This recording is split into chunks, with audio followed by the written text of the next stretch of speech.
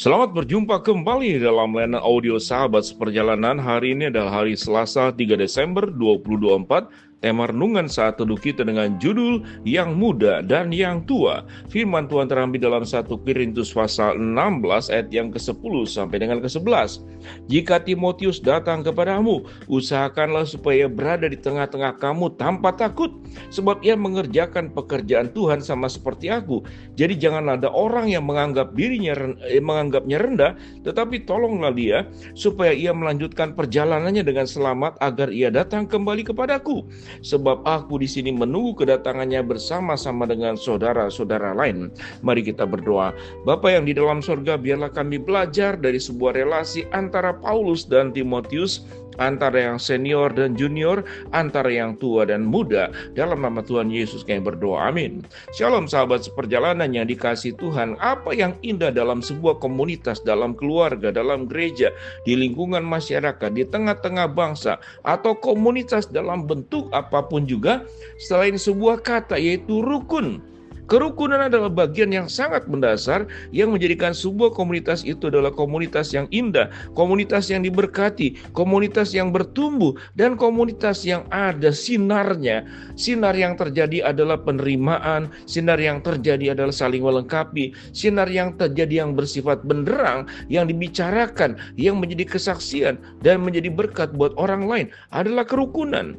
Sahabat seperjalanan yang dikasihi Tuhan, ada banyak orang berjuang bagaimana menjadi kaya, bagaimana orang berjuang supaya punya berat badan ideal, bagaimana orang berjuang supaya punya rumah pribadi, punya kendaraan, punya jaminan sosial, punya asuransi, berpendidikan dengan baik. Semuanya adalah pencapaian-pencapaian yang memang semua manusia membutuhkan.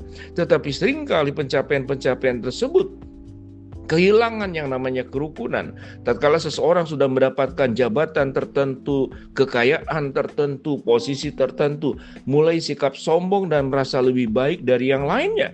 Sehingga antara yang tua dan muda, biasanya yang tua merasa lebih baik daripada orang-orang muda. Yang senior dengan yang junior merasa yang senior lebih baik daripada yang junior. Tetapi yang menarik bagaimana Paulus memberikan sebuah penghargaan kepada Timotius sebagai rekan sepelayanan.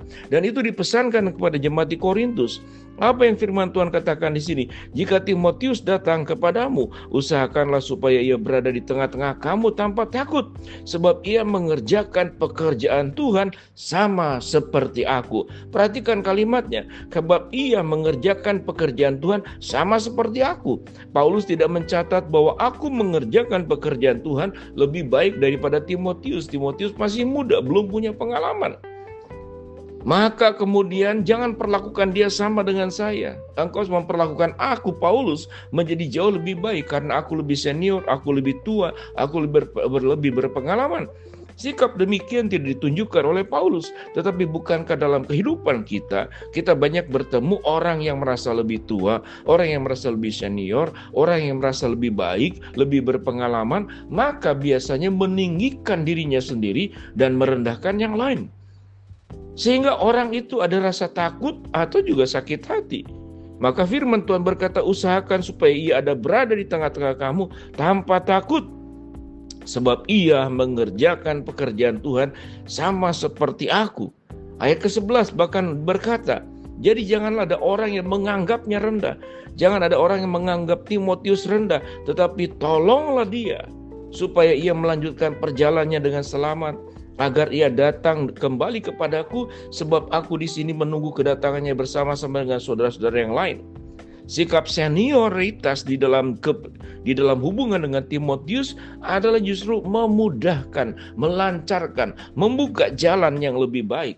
Tetapi berbeda dengan sikap senioritas yang terjadi tatkala ada yang lebih muda, ada yang kemudian darah segar dalam sebuah organisasi. Yang terjadi adalah dipersulit, yang terjadi kemudian adalah diberikan sikap-sikap sentimen, bahkan digeser, bahkan mungkin dihilangkan.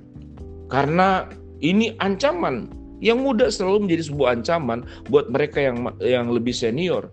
Maka sikap-sikap arogan, sikap-sikap meninggikan diri sama sekali tidak ada di dalam diri yang bernama Paulus. Paulus melakukan mentoring, coaching kepada siapa? Kepada Timotius.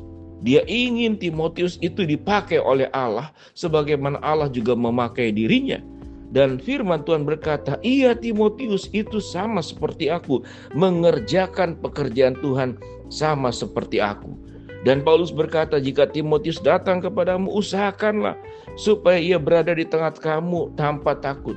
Ketakutan bagi generasi muda adalah direndahkan, ketakutan bagi generasi muda adalah tidak dianggap, atau bahkan mungkin diancam untuk disingkirkan atau dihilangkan. Maka pola-pola seperti demikian bisa terjadi di komunitas manapun. Dan bisa terjadi di dalam keluarga, di sekolah kita melihat bagaimana anak-anak dibully. Ada satu anak yang masih kemudian usia 3 tahun bersekolah, kemudian dibully oleh teman-temannya 3 tahun. Mereka masih bisa berkelompok untuk kemudian bagaimana menyingkirkan teman yang tidak disukainya. Sifat manusia seperti demikian adalah sifat-sifat yang berangkat dari siapa? Dari iblis. Iblis sifatnya memecah belah. Iblis sifatnya itu dikatakan pembunuh sejak mulanya. Pembunuh di sini tidak hanya berbicara tentang membunuh fisik, tetapi membunuh itu artinya membunuh hubungan. Tidak ada rasa lagi, memutuskan hubungan.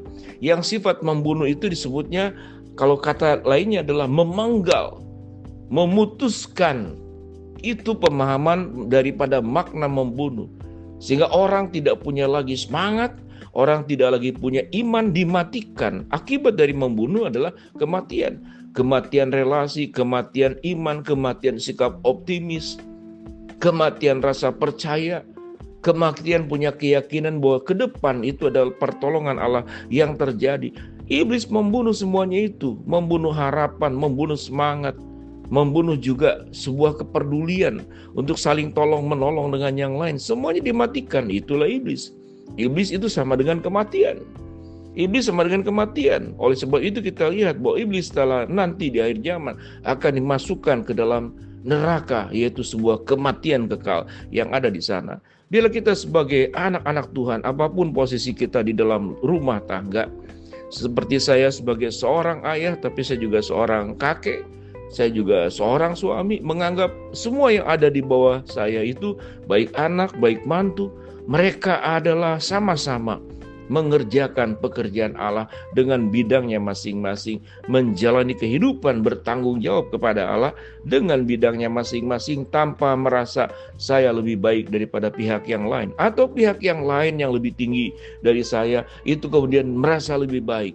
Tuhan itu melihat semua orang sebagai pribadi yang di hadapan Allah itu sama, tidak ada yang lebih tinggi. Sebagaimana dalam 1 Korintus dikatakan ada kepala dan kita semua anggota tubuh, yang tertinggi, termulia, teragung hanya Kristus yang kita perlu tunduk patuh sepenuhnya. Biarlah kita mengingat yang tua dan yang muda, yang senior maupun yang junior, yang sudah berpengalaman maupun yang baru belajar. Ingat, di hadapan Tuhan kita semua sama. Kita dipanggil untuk saling menopang, saling mendukung, saling melengkapi, bukan untuk saling kemudian bertengkar, saling memusuhi, kemudian saling menggeser, bahkan saling mematikan. Yang dijelaskan tadi itu pekerjaan iblis. Mari kita berdoa. Bapa dalam surga, terima kasih buat kebenaran firman yang kami pelajari. Hamba mau berdoa buat sahabat seperjalanan yang sakit, Tuhan jamah sembuhkan. Sahabat seperjalanan yang sedang menghadapi masalah, Tuhan bukakan jalan. Sahabat seperjalanan yang sedang berdoa mengharapkan sesuatu, Tuhan kabulkan dengan cara dan waktunya Tuhan. Biarlah kami sebagai anak-anak Tuhan punya kerendahan hati, saling menghargai antara tua dan muda, antara yang senior dan junior. Dalam nama Tuhan Yesus kami berdoa. Amin.